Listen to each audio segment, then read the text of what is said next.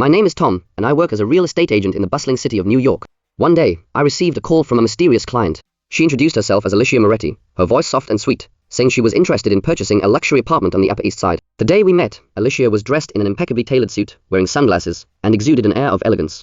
Her requirements for the apartment were extremely demanding. Not only did it have to have a breathtaking view, but the interior design also had to be a perfect blend of classical European and modern minimalist styles. I took her to several properties, but she rejected each one for various reasons. Just when I thought the deal was falling apart, she suddenly pointed to an older, yet perfectly located apartment and said, "This one will do, but I have a special request." She wanted me to persuade the current owner, Old Henry, to move out early, as she was in a hurry to move in. I went to see Old Henry, a grumpy old man, who stubbornly refused to break the lease. I tried everything to persuade him, but he wouldn't budge. Just when I was starting to lose hope, Alicia came to me with what seemed like a gentle deal. She was willing to pay double the rent as compensation to Old Henry, on the condition that I help her make this happen. I thought this was a good idea, and went back to Old Henry, but once again, he refused and warned me not to bother him anymore. Things took an unexpected turn soon after. One day, I accidentally spotted Alicia and Old Henry in a cafe, having a serious conversation. I was puzzled. Why were they meeting?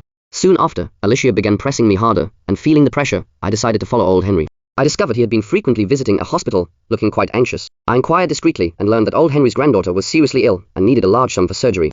I realized this was a potential opportunity and shared the news with Alicia. After thinking for a moment, she proposed a new deal. If Old Henry agreed to move out early, she would not only pay double the rent, but also cover the cost of his granddaughter's surgery.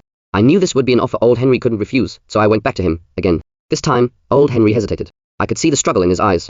Ultimately, he agreed. I thought everything was finally settled, but just the day before Alicia was supposed to move in, the police showed up at my office, saying someone had reported me and Alicia for defrauding Old Henry. I was completely confused, and had no idea what was going on. After an investigation, it turned out Alicia wasn't just a regular buyer.